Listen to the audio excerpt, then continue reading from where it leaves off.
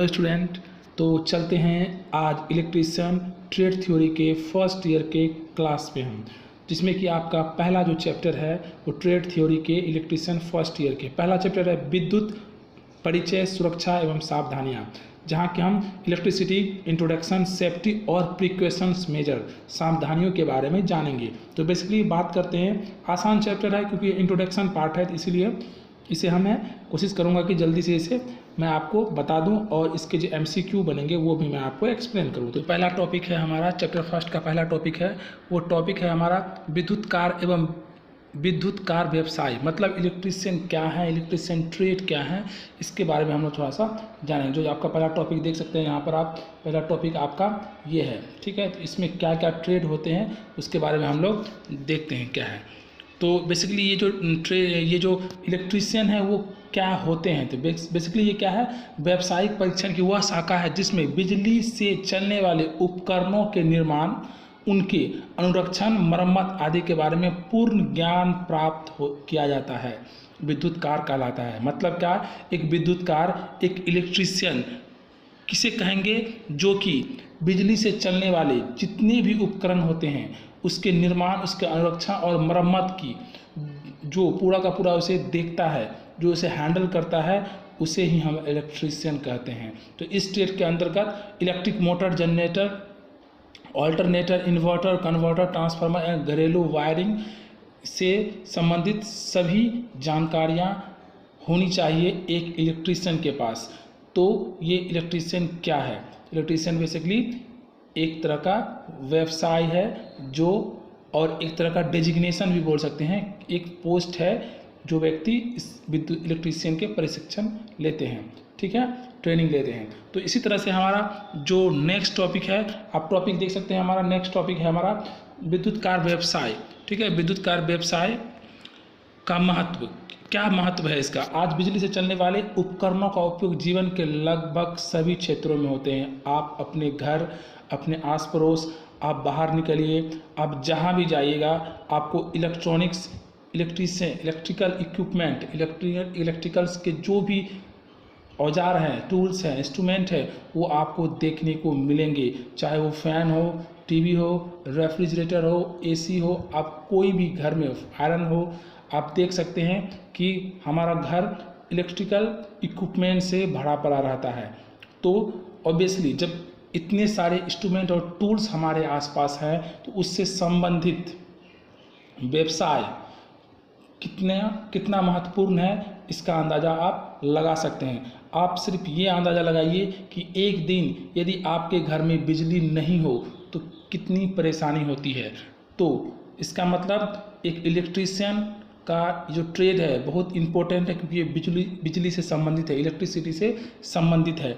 तो basically Europe के देशों में एक इलेक्ट्रीशियनों को इंजीनियर के समक्ष माना जाता है। मतलब क्या, यूरोप के देशों में जब इलेक्ट्रीशियन भी हैं वहाँ पर, तो उसे इंजीनियर के समकक्ष माना जाता है, क्योंकि वो जो है सभी चीज़ों को हैंडल करने में सक्षम होते हैं। क्योंकि मशीनों को चलाने में इलेक्ट्रीशियन का महत्वपूर्ण भूमिका होती है, अतः इलेक्ट्रीशियन ट्रेड का महत्वपूर्ण व्यवसाय है और आने वाला समय में भी इसका महत्व कम नहीं होगा, ठीक है। तो आप समझ सकते हैं कि कितना इम्पोर्टेंस है इस व्यवसाय का, ठीक है। तो चलते हैं नेक्स्ट, नेक्स्ट हमारा जो टॉपिक है वो है हमारा टॉपिक व्यवसाय का भविष्य, फ्यूचर ऑफ इलेक्ट्रीशियन ट्रेड, ठीक है।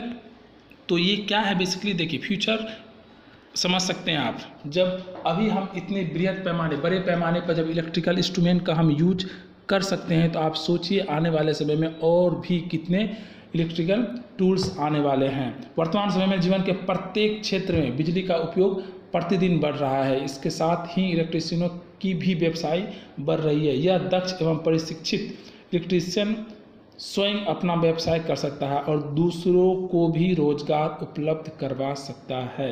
इसका मतलब, इसका भविष्य आप समझ सकते हैं, आप खुद भी सक्षम हैं अपना एक रोजगार करने में, यदि आप इसके ट्रेनिंग लेते हैं। यदि आप ITI से इलेक्ट्रीशियन ट्रेड से हैं तो आपको बहुत फ़ायदा होने वाला है आगे, क्योंकि आप पहले तो आप सीखेंगे, फिर उस पर काम करेंगे, और यदि आपका व्यवसाय अच्छे ढंग से चला और वो अच्छे से व्यापक स्तर पर वो सामने आता है तो आप बहुतों बेरोजगार को आप रोजगार भी दे सकते हैं लोगों को। तो इतना इम्पोर्टेंट है इलेक्ट्रीशियन ट्रेड। तो आप समझ सकते हैं व्यवसाय का भविष्य क्या है।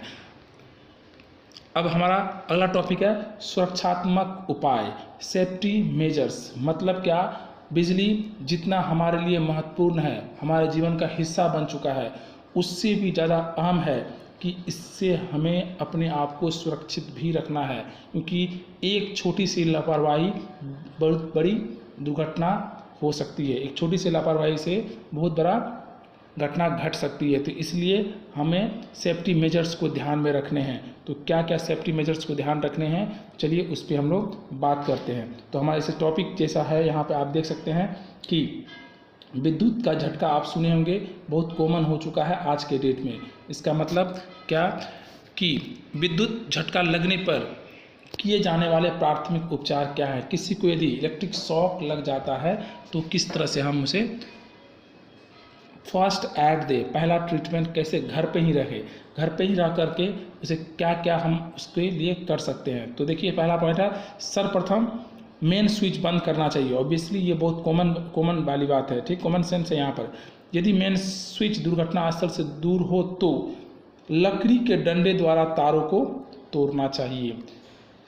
अगला पॉइंट, सप्लाई न कटने की स्थिति में लकड़ी अथवा अन्य इंसुलेटिंग मतलब कुचालक वस्तु पर खड़े होकर व्यक्ति को खींचना चाहिए। यदि व्यक्ति बेहोश हो गया हो तो डॉक्टर का इंतजार किए बिना कृत्रिम सांस देनी चाहिए। सांस देते समय व्यक्ति के कपड़े को ढीले कर देने चाहिए, मतलब उस व्यक्ति तक हवा पहुंचना चाहिए, ऑक्सीजन पहुंचना चाहिए ताकि वो अच्छे से सांस ले पाए। क्योंकि विद्युत का झटका लगने पर शरीर में ऑक्सीजन की कमी हो जाती है, और क्योंकि करंट शरीर के अंदर घुसा रहता है, शरीर के अंदर होता है, तो उसे हवा देने पर वो क्या होगा, वहाँ का जो करंट है, चार्ज है, वो डिस्चार्ज होना शुरू करेंगे।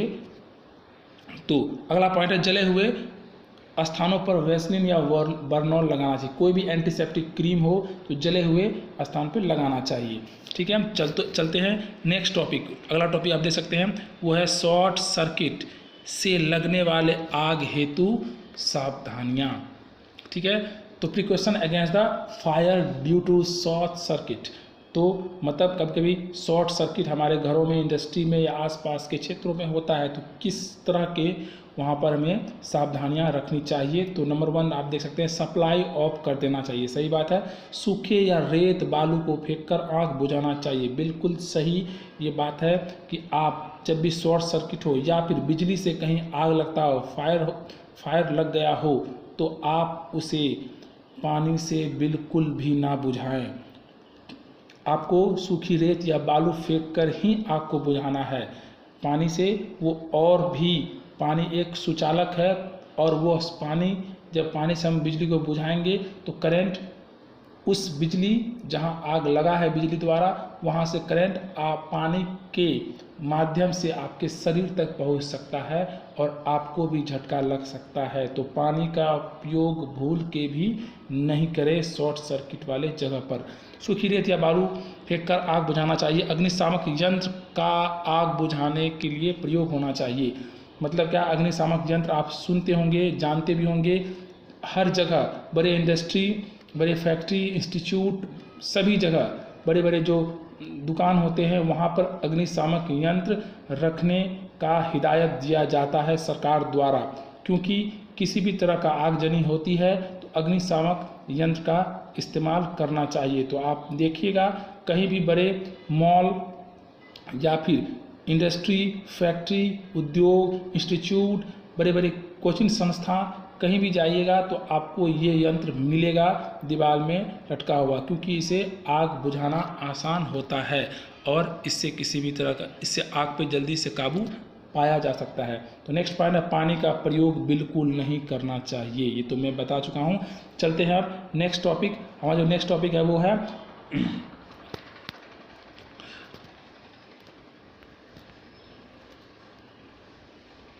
हमारा नेक्स्ट टॉपिक है औजार को प्रयोग करते समय। औजार का प्रयोग करते समय ली जाने वाली सावधानियां और औजार का अनुरक्षण, मतलब precaution to be taken during the use of tools and maintenance of tools. मतलब क्या, जब हम किसी भी इलेक्ट्रिकल इक्विपमेंट या औजार का उपयोग करते हैं तो किस तरह की सावधानियां बरतनी चाहिए, ये जानना बहुत ज़रूरी है एक इलेक्ट्रीशियन के स्टूडेंट के लिए, क्योंकि अल्टीमेटली मुझे औजार खरीदना ही होगा। किसी भी इंडस्ट्री में यदि हम काम करते तो वहाँ औजार होंगे, किसी फैक्ट्री में यदि काम करते तो वहाँ औजार होंगे, या फिर आप अपना उद्योग लगाते हैं तो वहाँ भी औजार होगा। तो इन औजार का प्रयोग करने में सावधानियों के साथ साथ उसका अनुरक्षण रख रखाव भी बेहतर तरीके से होना चाहिए। तो देखते हैं इसमें जो पहला पॉइंट है, आप पॉइंट देख सकते हैं। पहला पॉइंट है उचित कार्य के लिए उचित औजार का ही प्रयोग करना चाहिए। औजारों को जंग से बचाना चाहिए, औजारों को एक जगह पर व्यवस्थित रूप से रखना चाहिए। मतलब आपको बहुत सारे इंस्ट्रूमेंट हैं तो आपको उसका वर्गीकरण करना रहना चाहिए कि कहाँ मैं मल्टीमीटर रखूँ, कहाँ मैं रेसिस्टर रखूँ, कहाँ मैं अलग अलग कंपोनेंट रखूँ। तो जहाँ भी रखें तो उसे व्यवस्थित रूप से रखें ताकि उपयोग करते समय आसान हो। तो चौथा पॉइंट हमारा, छेद करने वाले औजार को सीधा चलाना चाहिए। फिफ्थ पॉइंट आप देख सकते हैं, फिफ्थ पॉइंट, लोहे को काटते समय या छेद करते समय बीच में पानी का प्रयोग करना चाहिए। मतलब क्या, लोहे को जब काटते हैं आप देखते भी होंगे कि कटर से, तो उसे हम क्या करना चाहिए, उसमें पानी का प्रयोग करना चाहिए ताकि वहाँ पर जो हीट निकलता है कटिंग के समय वो ठंडा रहे और आपका इंस्ट्रूमेंट नहीं किसी तरह का नुकसान ना हो। नुकीले औजारों को सीधा रखना, सावधानी से रखना चाहिए। सही बात है। बिना हैंडल हुए फटे हैंडल वाले औजार का प्रयोग नहीं करना चाहिए। काटने वाले औजारों में समय समय पर धार लगानी चाहिए। इसके अतिरिक्त भी कुछ सावधानियां हैं जो हमें ध्यान में रखना है, जैसे कि आप नंबर 1 देख सकते हैं यहाँ पर। नंबर 1 में हमारा है, नंबर 1 में सीढ़ी काम में लाते समय सीढ़ी को कोई दूसरा आदमी अवश्य पकड़े होना चाहिए, वरना सीढ़ी फिसल सकता है। घर में आग लगी हो तो लाइव कंडक्टर पर पानी नहीं डालना चाहिए। मतलब कहीं भी आपको इलेक्ट्रिक घर में यदि आग लगा हो बिजली के कारण तो उस पर पानी नहीं फेंकना चाहिए। सप्लाई बंद करके लिक्विड कार्बन डाइऑक्साइड या सूखी रेत को आग से बुझाने का प्रयोग करना चाहिए। पानी में तेजाब को मिलाना हो, यदि पानी और तेजाब को मिलाना हो तो हमेशा तेजाब को पानी में बूंद बूंद कर डालना चाहिए तथा कांच की छड़ से हिलाना चाहिए। यदि हम किसी पानी में तेजाब को डायरेक्ट डालते हैं और बहुत ज़्यादा मात्रा में अमाउंट में डालते हैं तो उससे वो नुकसानदायक होगा। उससे जो वाष्प निकलेगा, उससे जो हीट निकलेगा वो आपको नुकसान दे सकता है। इसीलिए ध्यान रखना है कि पानी और तेजाब का जब भी मिलाना हो तो बूंद बूंद करके ही हम उसे मिलाएं और कांच के छड़ से ही उसे मिलाना चाहिए। जब पोल पर काम करना हो सेफ्टी बेल्ट का प्रयोग जरूर करना चाहिए। ठीक है, सेफ्टी बेल्ट का उपयोग करना ही चाहिए हमें जब भी हम पोल पे काम करते हैं। और ध्यान रहे कि बरसात के दिनों में किसी भी इलेक्ट्रिकल पोल पर चढ़ने से बचना चाहिए, क्योंकि बरसात के दिनों में पोल प्रायः गीला होता है, नमी होता है और वहाँ पर इलेक्ट्रिक शॉक, बिजली के झटका लगने के चांस ज़्यादा होते हैं। तो इन सब बातों का काफ़ी ध्यान रखना चाहिए। विद्युत उपकरणों पर कार्य करने से पहले यह सुनिश्चित कर लेना चाहिए कि उपकरण से सफाई पूरी तरह अलग है। केवल स्विच बंद करना ही काफ़ी नहीं है, सभी उपकरण अर्थ होने चाहिए। मतलब अर्थिंग वाले चीज़ आपके हर एक कंपोनेंट पे होने चाहिए, क्योंकि एक्सेस यदि वोल्टेज होता है तो उसे ग्राउंड कर दिया जाता है। इसीलिए अर्थ का होना चाहिए। और अर्थ के बारे में हम लोग एक चैप्टर ही पढ़ेंगे जहाँ बृहद पैमाने पे इसके बारे में जानेंगे। तो नेक्स्ट पॉइंट है, छठा पॉइंट देखिए, उड़े हुए फ्यूज को बदलना चाहिए। मेन स्विच को बंद करने के बाद फ्यूज वायर को बदलना चाहिए। चलते हैं अब नेक्स्ट टॉपिक। हमारा जो नेक्स्ट टॉपिक है वो कुछ इस तरह से है, विद्युत संपर्क में आए व्यक्ति को छुड़ाना, rescue of a person under electric contact. यदि कोई व्यक्ति विद्युत के संपर्क में आ गया तो उसे किस तरह से हमें हटाना चाहिए। हमें डायरेक्ट जा कर के हाथ से पकड़ के नहीं खींचना चाहिए, क्योंकि वो नुकसानदायक हो सकता है, क्योंकि उसके शरीर में जो करंट है वो आपके शरीर में प्रभावित हो सकता है और आपको भी करंट लग सकता है। तो देखते हैं किस तरह से ये काम करना चाहिए।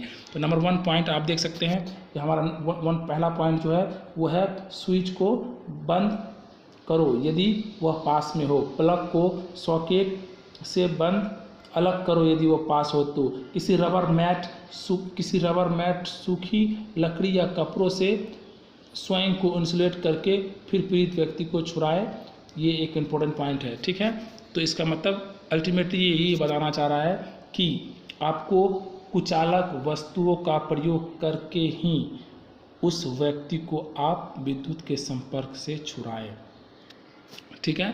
अब हमारा जो इलेक्ट्रिक शॉक लगने से व्यक्ति के शरीर में निम्नलिखित प्रभाव होते हैं। क्या क्या प्रभाव होता है आप देखिए, यहाँ पर इम्पोर्टेंट पॉइंट है ये भी कि यदि किसी व्यक्ति को यदि इलेक्ट्रिक शॉक लगता है तो किस तरह के उसमें प्रभाव होते हैं वो हम यहाँ इस 4 पॉइंट में देख सकते हैं।